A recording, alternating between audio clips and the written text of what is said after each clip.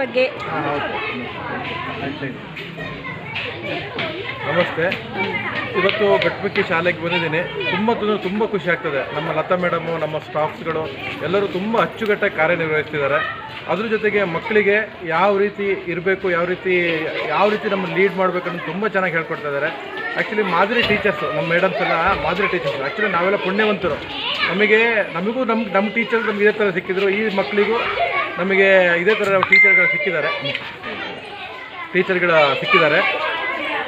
ಮುಂದಿನ ಮಕ್ಕಳನ್ನ ಇವತ್ತಿನ ಮಕ್ಕಳೇ ನಾಳೆ ಪ್ರಜೆಗಳು. ಇವತ್ತು ಏನು ನಾವು ಬೇಸಿಕಲಿ ನಾವು ಏನು ಕಲ್ತಿರ್ತೀವೋ, ಯಾಕಂದರೆ ಒಂದು ಬಿಲ್ಡಿಂಗಿಗೆ ಫೌಂಡೇಶನ್ ಎಷ್ಟು ಗಟ್ಟಿಯಾಗಿರುತ್ತೋ ಮುಂದೆ ಇದೆಯಲ್ಲ, ಆ ಬಿಲ್ಡಿಂಗ್ ಎಷ್ಟು ಮೇರೆಗೆ ಹೋಯ್ತಂತಂದ್ರೂ ಅಷ್ಟು ಗಟ್ಟಿಯಾಗಿರುತ್ತೆ.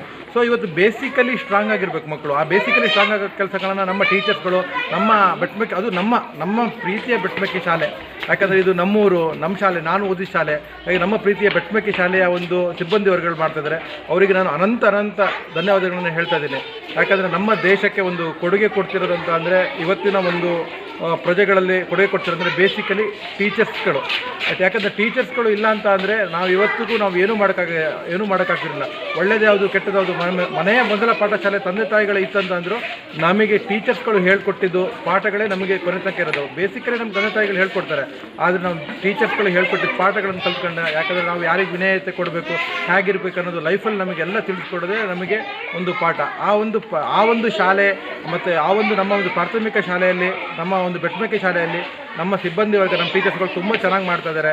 ಯಾವುದೇ ಒಂದು ಕಾರ್ಯಗಳನ್ನಾದರೂ ತುಂಬ ಚೆನ್ನಾಗಿ ಅಚ್ಚುಕಟ್ಟಾಗಿ ನಿರ್ವಹಣೆ ಮಾಡ್ತಾ ಇದ್ದಾರೆ.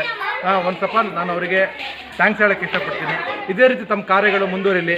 ನಾವೆಲ್ಲರೂ ನಮ್ಮ ಒಂದು ಬೆಟ್ಮಕ್ಕಿ ಶಾಲೆಯಲ್ಲಿರೋ ಟೀಚರ್ಸ್ಗಳಿಗೆ ಮತ್ತು ಸಿಬ್ಬಂದಿ ವರ್ಗಕ್ಕೆ, ಮಕ್ಕಳಿಗೆ ಎಲ್ಲರಿಗೂ ಸಹಕಾರ ಕೊಡೋಣ ಹೇಳ್ತಾ ನನ್ನ ಒಂದು ಚಿಕ್ಕ 2 ಮಾತನ್ನು ಮುಗಿಸ್ತಾ ಇದ್ದೀನಿ.